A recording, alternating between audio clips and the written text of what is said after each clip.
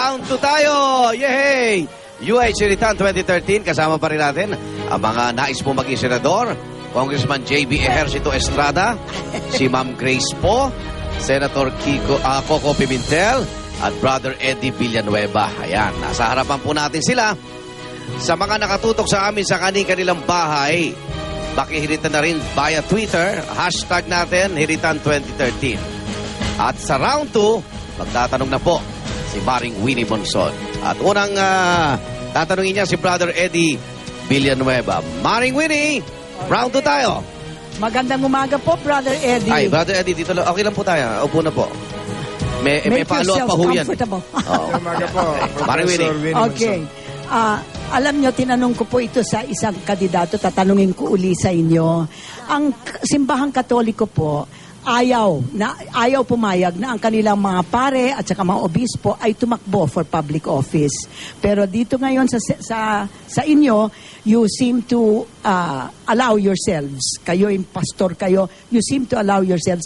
Paki-explain nyo po sa amin, sa mga kapuso, kung ano ang difference ng inyong perspective, the Roman Catholic Church and a Christian organization such as yours. Sa mga Christ-centered movement po, naniniwala kami na ang mga nagmamahal sa Diyos, dapat ipakita rin ang pagmamahal sa kapwa at sa bansa. Hindi lang heavenly minded. Kaya po sa ating konstitusyon, walang pinagbabawal ng relihiyon ay maging factor sa pagtakbo sa public office. Maliwanag po ang sabi sa konstitusyon, no religious test is required in the exercise of political and civil rights. Kaya po kahit na anong ating relihiyon, kahit na ano ang antas ng ating pananampalataya, meron tayong karapatang mahalin at magbigay ng malasakit sa ating minamahal na bansa. Katulad po ni Brother Eddie, ako po'y dating aktivista, ako po'y ekonomista, ako po'y nakulong ng 2 beses, at tapos tayo po'y naaresto ni Jesus, naging ebanghelista. Lalo pong tumindi ang pagmamahal ko sa ating bansa nung maranasan ko ang pagmamahal ng Diyos. Kaya wala akong conflict sa banal na kasulatan ang paglilingkod at pagmamahal sa Diyos at sa bayan. Okay. Follow-up question po, mukha po dito sa inyong curriculum vitae na parang nag-start ang Villanueva political dynasty. Yung inyong anak ay naging kongresista, yung isang anak naging mayor or still mayor, kayo, you ran for president, etc. Ano ang feeling nyo about political dynasties? Ang connotation po ng political dynasty, bagamat wala pang specific definition ng Kongreso, ay yung lolo, magulang, anak, apo, silang may control ng political power, ng economic power sa isang lugar, at walang level the playing field, at kuminsan gumagamit mo ng guns and guns. Yung mga anak ko mga bata pa, pinigil ko nga sila eh. Gusto ko nga maging pastor evangelist sila. Sabi na bata pa sila, gusto nilang makagawa naman ng magandang bagay para sa bansa. Okay. Brother Eddie, gusto ko lang itanong, doon sa naging experience mo noong 2010 presidential elections, na kung saan nanalo nga po si Pangulong Noy, ano ho ang mga aral doon na natutunan nyo at gusto nyo uling tumakbo ngayon sa pagka-senador naman po? Well, unang-una, kapag nakalaban mo ang Malacanang, kalaban mo ang Comelec. Yan ang natutuhan ko. Ngayon, nasa daang matuwid si President Pinoy at magaling naman ang brilyantes Comelec, may pag-asa ng mga walang salapi na mga kandidato pero qualified, may competence at subok at hinog sa pagmamahal sa bansa, palagay ko malaki ang tsansa. Pangalawa, 12 pipiliin. Yung presidential election, 1-on-1. Siguro naman mga Okay, maraming salamat, Brother Eddie. Rhea, sino pa magtatanong kay Brother Eddie? Yes, higa na magtatanong kay Brother Eddie. I see former Ombudsman Simeon Marcelo, ang former president ng Philippine Bar Association. Brother Eddie, para ho itong follow-up question kasi yung pinipare ko na question, halos kamukha nung kay Maring Winnie. Pero alam nyo, very popular kayong religious leader at saka sa constitution natin ay merong separation of church and state. Hindi po ba na bakit po kayo kailangang tumakbong senador at maging member ng legislature para makapagsilbi sa bayan? Hindi po ba pwede naman kayong magsilbi sa ibang capacity katulad po ng maging active kayo? Marami po tayong mga active NGOs. Di po ba pwedeng doon na lang kayo magsilbi para wala pong conflict between church and state? Alam po ninyo, Ombudsman, separation of church and state, dapat maintindihan ng sambayan ng Pilipino. Tatlong bagay lang po ang connotation nito. Number one, hindi factor ang relihiyon sa pagtakbo ng isang Pilipino sa public office. Pangalawa, walang state religion na dapat itayo. Kaya ang public funds hindi dapat gamitin in promoting any religion. Number three, ang religious freedom ay guaranteed and protected. Yan po ang totoong ibig sabihin ng separation of church and state. Hindi po pwedeng ang mga artista, basketballista, gambling lord kung minsan pinapayagan tumakbo sa public office. Pero yung mga evangelist, katulad ni Brother Eddie, na economist naman, naging social activist, nakulong ng 2 beses sa pagmamahal sa bansa, pagbawalan. Katulad po, halimbawa, si Presidente Ramos, protestante, Senator Plavier, protestante, Senator Saturnina Rasul, Muslim, Senator Tamano. Nagkaroon tayo ng mga leaders na very close sa Diyos at sa kanilang reliyon. Pero pinayagan. Okay, maraming salamat, Brother Eddie Villanueva. Ang susunod naman po tatanungin ni Maring Winnie, si Congressman J.B. Ejercito Estrada. Maring Winnie! Okay, magandang umaga, Congressman JB. Tamaga po. Ayan dito pa sa inyong curriculum vitae, ang mga business ventures nyo po, construction and credit sources, may kayong 5 food centers, 3 Jollibee at 2 Inasal, at saka 2 Petron gasoline stations. Sa alam ko po, itong mga ventures na ito, ang laki-laki ng puhunan na kailangan. Sa gasoline station, anywhere from 15 to 70 million pesos each station, wala pang land yan. So, ang tanong ko, syempre nakita ko ito, sabi ko, saan nyo nakuha ang pera para sa puhunan? Sa sweldo nyong alkalde po, Diyos ko. Well, Maring Winnie, kasi nung 1990s, so, magka-graduate ko ng kolehiyo, pumasok na po ako sa negosyo. No? Pumasok po ako sa, napasa ilalim pa ako sa isang kaibigan na negosyante na na-train ako, tapos ako po yung nagnegosyo. At alam nyo naman, kapag entrepreneur ka, try and try, siguro sa 10 na itayo, may mga 3 lamang ang umusbong at medyo naging successful naman ako. Lalo na yung naabutan ko yung real estate boom noong 1990s, no, bago nag-crash ang market noong 1997. Ako po yung isa sa mga pinalad. Kaya po yung mga negosyong yan, kung makikita niyo yung Jollibee, kung unang-una ay natayuan 1995 pa. Kaya medyo may katagalan na rin ang panahon. Bago pumasok sa politika, ay established na po ako sa negosyo. No, kaya lang yung pagpasok ko sa politika ay, kumbaga, by force of circumstances. Kaya masasabi ko na kahit na wala ang politika, kaya ko naman po mabuhay. Okay. Can you, follow-up question po, ha? Can you tell us po, ano ang net worth nyo nung bago kayo pumasok sa politika at saka ano ang net worth nyo ngayon? Maraming siguro yung rough, inaalala ko siguro nasa 999 million nung bago po ako pumasok ng politika. At sa ngayon, mga halos ganun lang din. Tumaas lang din po ng konti na bagya. Hindi masyado, no? Kasi, alam mo, yung lahat ng personal na gastusin ko at mga pangangailangan, doon ko po kinukuha sa mga negosyo ko po yun. Kung ano po ang meron sa politika, pampolitika po yun. No? Kaya, kumbaga, mas abonado pa po talaga sa politika. Okay. Congressman, follow up lang ako dahil kilala kayo, Congressman J.B. Ejercito. Bakit ngayon, Congressman J.B. Ejercito Estrada? Ano ho, malaki ho ba may tutulong ni former president yung kanya pong pangalan? Well, actually, Arnold, di naman ako nagpalit ng pangalan. No? Ang talagang legal name ko is Ejercito pa rin. Kaya lang sa surveys kasi nung pinag-aralan namin sa Mindanao halimbawa, si former President Erap ay mayroong 75 to 80% approval rating. Senator Jinggoy halos ganun din. Tapos ako po nasa 50%. So siguro ang explanation doon talagang lalo na sa mga coastal areas, sa mga liblib na lugar, ang alam po ay Estrada. Estrada kayo, Whether JB Ejercito or JB Estrada, ako po yun. At ang totoo pangalan ko nga, Joseph eh. Maraming salamat. Ayan, okay. Rhea, Congressman. Yes, higa na magtatanong ay ang Vice President for Social Development ng Ateneo de Manila University, ang batang-bata at malayo sa retirement, si Attorney Jaime Hofilenya. Salamat, Rhea. Magandang umaga, Congressman umaga, JV. Ang tanong ko lang po, kayo po ay isang kongresista at napapabalitaan po ngayon na siyempre naghabol ho yata yung kongreso ng ilang mga panukalang batas to.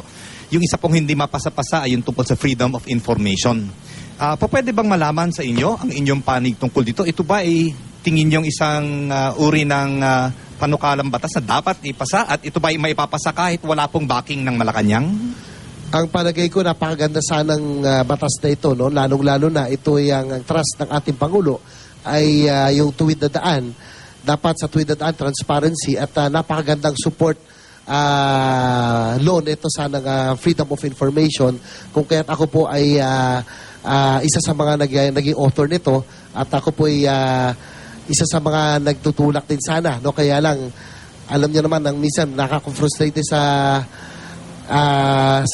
paggawa ng batas kapag ito'y hindi na certify ng Malacanang, medyo may katagalan at medyo mahaba ang proseso. At kaya nung hinabol ito, ang tanging paraan talaga ay ma-certify sana para ito po ay mapasa. Pero ganun pa man ay sana kung sakaling papala rin ay ako po ay pabor pa rin dito at I will support at I will file another bill regarding the freedom of information. Dahil naniniwala ko, ang public service is a public trust at dapat walang tinatago. Okay, maraming salamat, Congressman JB Ejercito Estrada. Okay, ang susunod po, si Ma'am Grace po, Maring Winnie. Andito na po siya. Good morning, Mrs. Po Lemansares. Lemansares. Oo. Good morning, Okay. ma'am. Ayon dito sa inyong vitae, sabi nyo, hindi kayo nag-agree sa composition ng coalition ng una kasi daw may mga miyembro na symbolic po ng electoral fraud.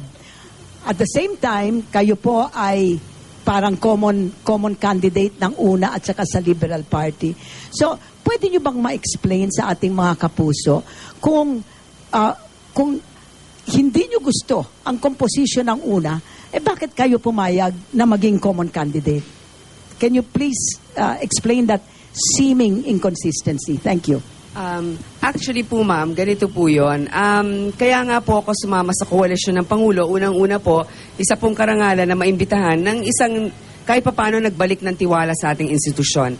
Ngayon po, sa una, hindi ko naman sinabing hindi ako sang-ayon sa kanilang plataforma. Ang sinasabi ko po, hindi po ako komportable na sumama sa ibang kandidato na naging simbolo nga ng mga ipinaglaban namin noon na kontra sa mga pinaglaban namin noon. Katulad si Senator Coco Pimentel, kasama po namin yan sa kontradaya noon dahil nga sinusulong namin na mailahad ang katotohanan sa eleksyon. Kaya nga po para sa akin, wala pong personalan. Actually, pag nakikita po kami, okay lang. Pero yung isa po kasi, naging parang tagapagtanggol ng dating nakaupong Pangulo.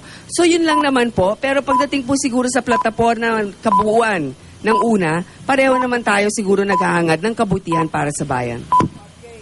Follow-up question po. Dito ayon rin sa curriculum vitae nyo, kayo po ay naniniwala sa woman's right to choose. Ano po ang ibig sabihin nun? Pwede nyo bang explain sa ating mga kapuso? Opo, lahat naman pa tayo pantay-pantay dapat, no? Lalaki, babae, kung ano man ang ating gender preferences. Sa mga babae po, yung pagkakataon na mamili kung anong klaseng buhay o kung anong ating mga pangarap na gagawin. So yung right to choose po, kunyari itong RH, no, na meron tayo, ang maganda po dyan kasi walang provision para sa abortion, pero meron po tayong karapatan na mamili kung ano makakabuti para sa ating kalusugan. Okay, Ma'am Grace, parang katanong ko rin kay Congressman JB kanina. Dati pag pinakilala ka, Ma'am Grace po Lemansares. Ngayon po na lang. Talagang bahagi rin po ng ano yun? Natanggalin. Okay, kay Mr. yun, mawala yung Lemansares. Hindi naman po. Pinapahalagaan ko naman po ang aking asawa. Pero alam naman po ng aking asawa na malaking bagay kaya ko rin to pinasok para sa alaala ng aking tatay. Hindi naman po sigurong masamang gamitin yung maiden name ninyo dahil nung kayo'y lumalaki, sino bang nagturo sa inyo ng tama at mali? Mga magulang rin naman ninyo. Kahit naman nag-asawa kayo at palitan ninyong inyong apelido, yun pa rin ang inyong tatak. Okay, maraming salamat po. Rhea, si Ma'am Grace. Yes, mula sa Facebook, ang magtatanong kay Ma'am Grace. Ang pangalan niya po si Annalisa Bernales Pilo. At ang kanyang tanong, ano raw ang meron sa Administrasyong Aquino at mas pinili niyong sumama at suportahan sila sa kampanya kaysa sa grupo ni Pangulong Erap na matalik na kaibigan ng ama ninyo? Ako po talaga, sa ating Pangulo ngayon, ibinalik po niya ang tiwala ng tao sa mga institusyon. nakita naman natin yan. Si Pangulong Erap, alam ko malapit din ang puso niya sa mga kababayan nating mahihirap. Pero ang totoo po nun, ang Pangulo kasi ang nag-imbita sa akin na sumama. At yung paninilbihan ko sa MTRCB, kahit hindi ko po personal na kinampanya si President Noynoy, pinili pa rin niya ako na mamuno sa isang ahensya na sa tingin niya kaya po ng aking kwalifikasyon. So kahit papano po, ibinabalik ko lang po ang pagkakataon na ito na makapagsilbi rin dahil pareho din po ang aming pananaw, pero hindi po ibig sabihin nun na hindi ako naniniwala din sa liderato at mga panukala na nais isulong din nung sa kabilang panig. Alright, Ma'am Grace, salamat po. Maraming salamat po, Ma'am Grace. Pakaswerte naman huling araw natin, no? Brother Eddie na, may Grace pa. Okay. Next, Senador Coco Pimentel, ang tatanungin ni Maring Winnie. Maring Winnie. Magandang umaga, Senator Coco. Kayo po, bilang Magandang senador. umaga po, may buntag. Yeah. Chairman po kayo ng Committee on Electoral Reforms and People's Participation, tapos on Oversight Committee pa on Suffrage. Ngayon nagkaroon lang tayo ng mock elections po ng COMELEC. Sa inyong palagay, ayan ba yung mock elections po ay lumabas, ano ang resulta nun? Palpak ba o successful at bakit? Hindi po successful. Kasi nga, 10 lugar lang yung nag-mock elections. Ang dami pang problemang nakita o lumabas. Pero mabuti na yun. I congratulate the COMELEC na nag-mock election sila. Ang challenge ngayon, dapat maglabas sila ng full, transparent report kung ano talagang nangyari sa mock elections. Huwag na nilang tawaging minor yung glitch. Ang importante, sabihin nila sa atin yung solusyon sa mga problemang lumabas at ang suggestion ko, meron pa tayong future mock elections para makita natin kung talaga bang nasolusyonan yung mga problemang lumabas. So, yun po yun. Dapat, yung mga makinang yan, dapat pinapractice. Kung pwede nga sana, ipahiram sa mga organization, sa mga student council, sa kanilang eleksyon para ma-audit yung resulta. Oo. Follow-up question po. Sinasabing minor glitch. Pero dun sa UP, out of 800 voters, only 158 voted.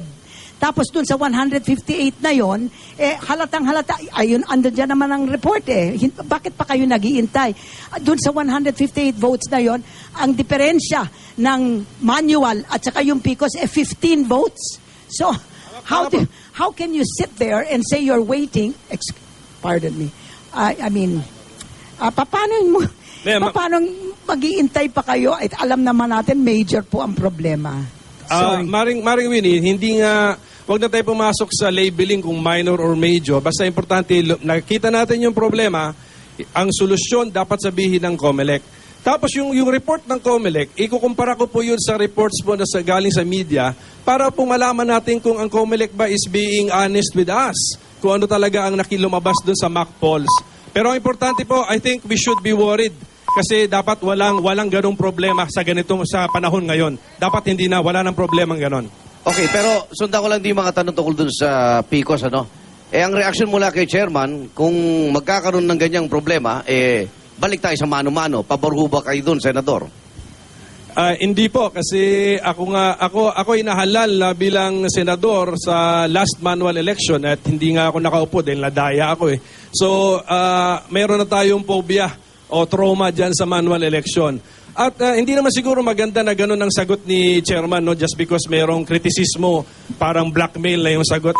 Ang tamang sagot, solusyonan natin at ipakita sa taong bayan na nag-work ang solusyon. Yun po ang dapat gawin po natin. Okay, maraming salamat. Rhea, sino pa magtatanong kay Senador Coco? Yes, Igan, swerte to today dahil Bakit? ang magtatanong, ang pangalan niya naman, Charity. Aba, talaga Wala naman, sa ating live Brother audience. Eddie, ha? Sige ng Charity May Grace, Santa may Barbara. Charity. Ma'am Charity, tayo po tayo. Ay, kayo na po, Ma'am Charity. Mahihiyain. Ano ang Ayan, gagawin atras mo ako. para maibalik ang ideal na student-teacher ratio sa mga paaralan? Well, number one po, budgetary support. So sa budget process, every year po pinapasa natin ang batas na budget. So budgetary support sa lahat po ng paaralan, sa personal services, pangsweldo, yan naman po kasi ang number one na reason Pero number two, sa policy din, magdesisyon na tayo ano ang ideal. I-determine na ng policy makers kung ano ang ideal student to teacher ratio. And then kahit ma-achieve po natin 'yan, dapat pati yung physical premises kung saan naman sila nag-aaral. Kasi ideal nga yung ratio, hindi naman ideal yung lugar kung saan sila nag-aaral. But all of these things, at saka kung ano yung inaaral nila, yung libro, yung laman ng tinuturo. But all of these things po, lahat ng po ito ay question of full commitment of the state through budgetary commitment or budgetary support. Alright, Senator Coco, thank you. Okay. Charity. Teacher thanks. po kayo, Ma'am Charity. Maraming salamat po. Oy, yan ang ating round 2 na hiritan. At kayo ba'y kumbinsido sa mga sagot nila? Ha? Sige, magtanguan tayo, no? Okay. At mamaya, Hiritan 2013, round 3 tayo. Silang apat magtatanungan. Ayan. Kilalanin natin, kilatisin. Tutok lang ang mga gusto maging senador dito sa UH. Hiritan 2013, huwag kayong bibitaw.